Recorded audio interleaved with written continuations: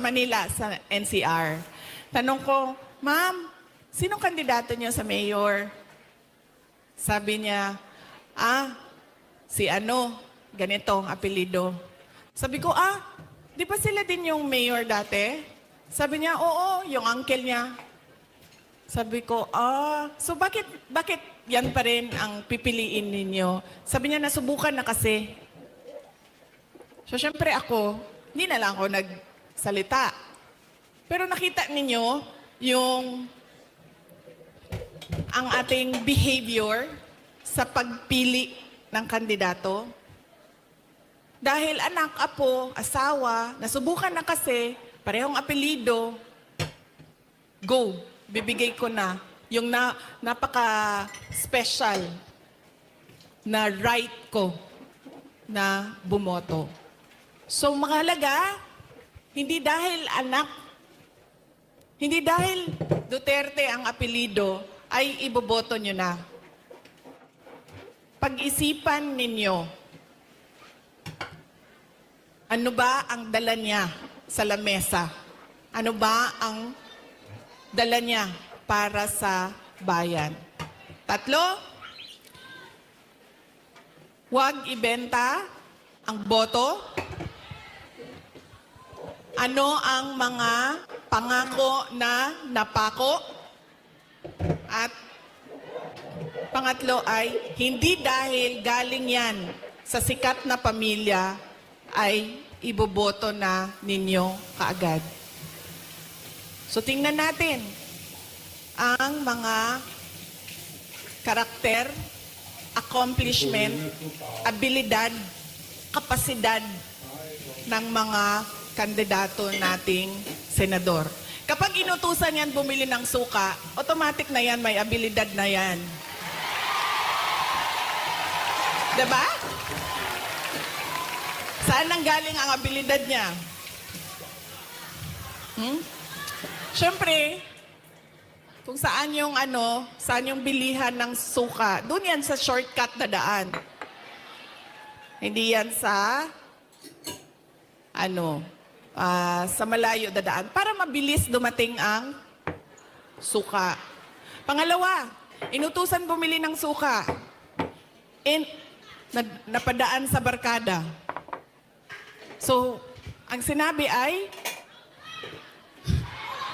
ayun na ng mangga-mamba. Kadyot lang, ma'am. So, ang sinabi niya ay, pare, pahatid naman ito ng suka namin sa bahay kasi kailangan yan doon. Dito nang muna ako. 'Di ba? Abilidad. So, mahalaga yan. At kailangan natin pag-isipan itong eleksyon na ito. Kailangan natin baguhin ang ating pagpili ng kandidato. So, yan ang aking mensahe para sa inyong lahat ngayong araw na ito. Mensahe ng pagpapasalamat, mensahe ng edukasyon, at mensahe ng pagbabago kung paano tayo pumili ng ating mga senador. Hindi lang senador, governor, mayor, lahat ng ating mga public officials. So yan po ang aking, ilang oras yun, ma'am? 1 hour? 1 hour na mensahe sa inyo. Sana ay, alam nyo, gusto ko lumapit sa inyo. Kasi gusto ko personal yung pagpapasalamat. Kaso pwede ba na wag tayo magkagulo? Kasi kanina sa labas, nasisigawan na ako ng pulis. Nasisigawan na niya ako kasi medyo nagkakagulo kami doon sa picture taking namin sa labas. So, pwede ba ako mag-hello lang, hello sa inyo? Tapos, wag lang tayo magkagulo kasi baka palayasin tayo dito. Ulitin ko, maraming salamat. Magandang tanghali sa inyong lahat. Dagan salamat, maayong udto sa inyong tanan. Maraming salamat, Vice President Sara Duterte.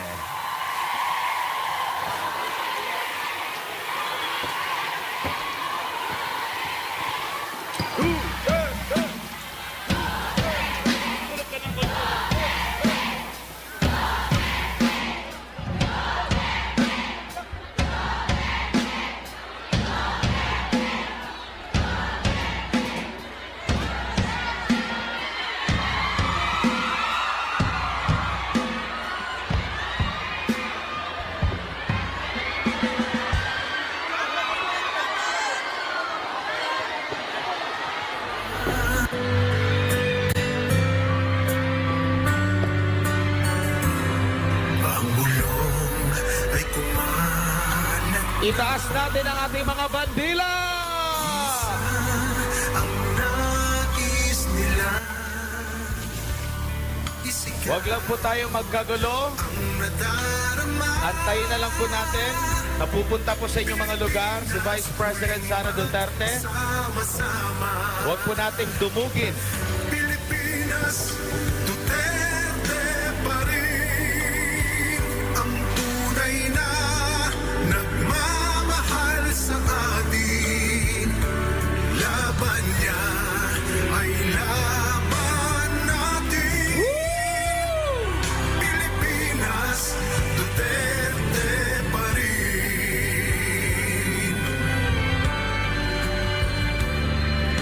Inang bayang minamahal, lagi kang Huwag lang po tayo magkagulo mga kapatid, mga kababayan. na muli. Antayin na lang po na makapunta po si Vice President sa inyong mga lugar. Pilipinas, bangon may pag-asa pa. Pilipinas, Duterte pa rin ang tunay na nagmamahal sa atin. Laban niya ay laban natin. Pilipinas, Duterte pa rin. Pilipinas, Duterte pa rin. Ang tunay na nagmamahal sa atin. Laban niya ay laban natin. Pilipinas, Duterte pa rin. Pilipinas, Duterte pa rin.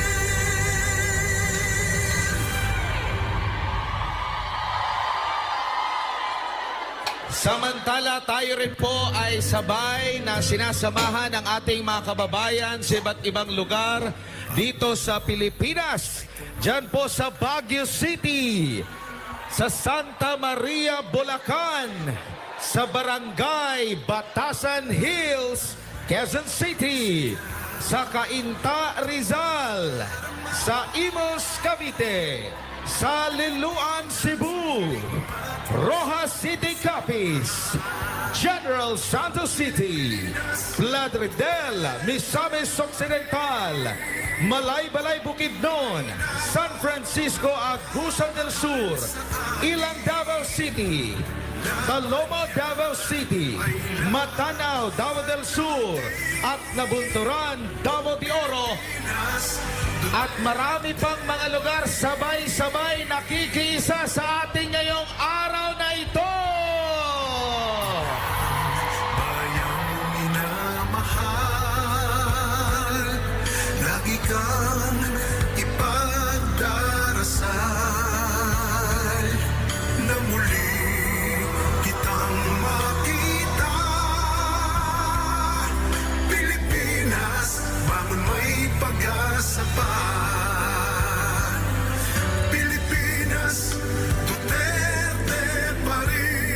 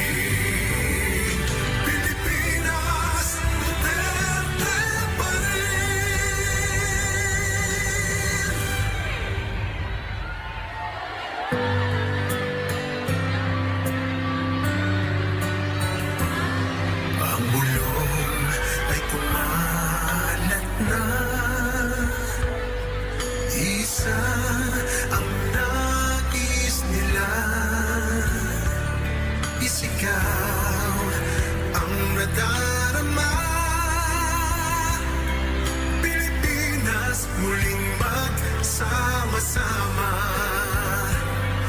Pilipinas, Duterte pa rin ang tunay na nagmamahal sa atin. Laban niya ay laban natin. Pilipinas, Duterte pa rin.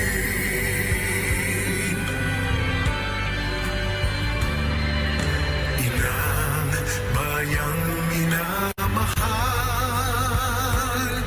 lagi kang ipagdarasal na muli kitang makita.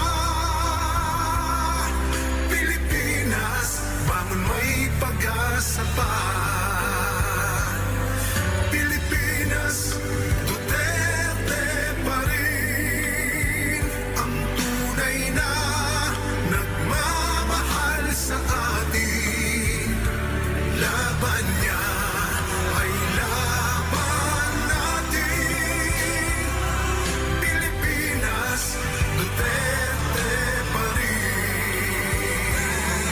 Pilipinas, Duterte pa rin ang tunay na nagmamahal sa atin. Laban niya ay laban natin. Pilipinas, Duterte pa rin. Pilipinas, Duterte pa rin.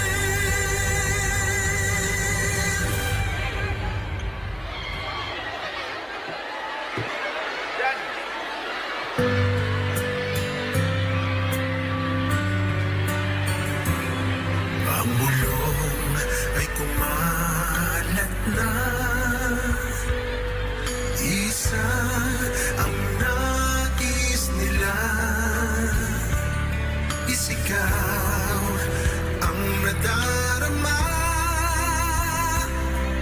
Pilipinas, muling magsama-sama. Pilipinas, Duterte pa rin ang tunay na nagmamahal sa atin. Laban niya ay laban natin. Pilipinas, Duterte pa rin.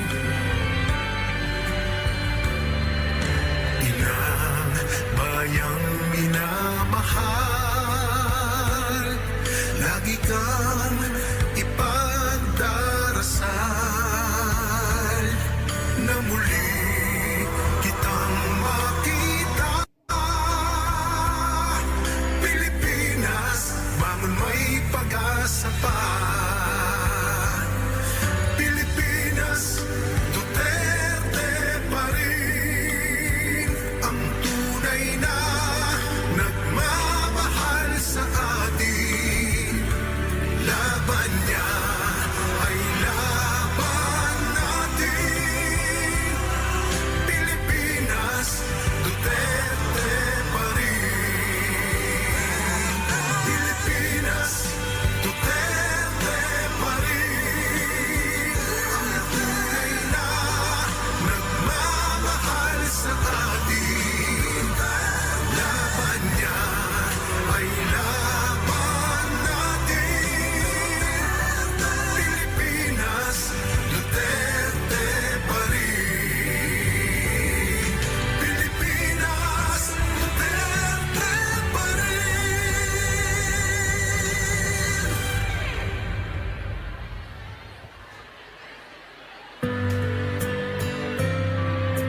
Sa mga nagmamahal sa bansang Pilipinas, itaas natin ating mga watawan. Isa I-wave natin kung mahal natin ang Pilipinas. isigaw Pilipinas lang ang mahal.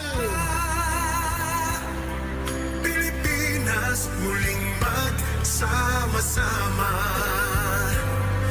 Pilipinas, Duterte pa rin ang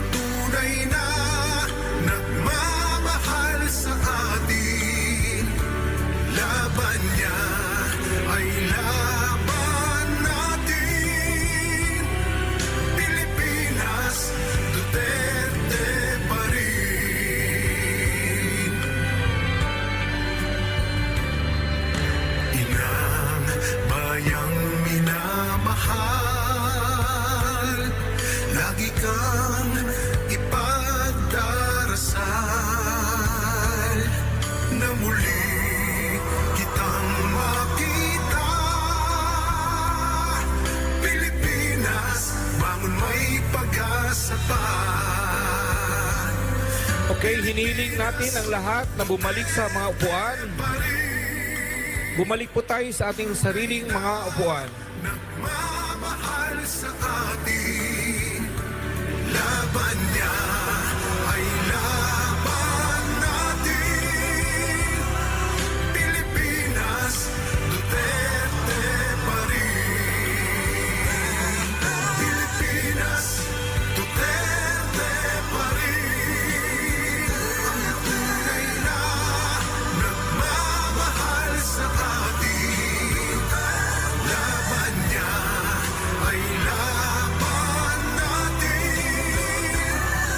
Pilipinas, Duterte pa rin.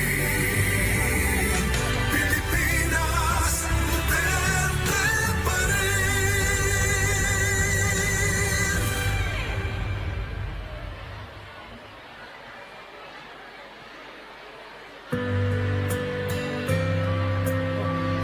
Okay, balik na tayo. Inaanyayahan mo ang lahat na umupo na sa kanilang mga upuan. Dahil magpapatuloy pa po tayo dito sa ating programa. Yes. Pasasalamat kay PRRD with OFWs. Yes. Gusto niyo na bang marinig si Tatay Digong? Eh, syempre, dapat mag-stay put muna tayo sa inyong mga upuan. Upo muna. Oh. Sa lahat ng mga gusto nang marinig si Tatay Digong, upo muna tayo sa ating mga upuan bago natin tawagin ang iba pang magsasalita dito sa ating harapan. Tuloy-tuloy pa po tayo, mga kababayan, sa ating programa. Kaya hinihimok natin ang ating mga kababayan na umupo sa kanilang mga upuan. Please settle down. Okay? Upo na po tayo. Marami pang mga magsasalita. Lalo na ang Team Suka. Gusto niyo na ba silang marinig? Upo muna tayo.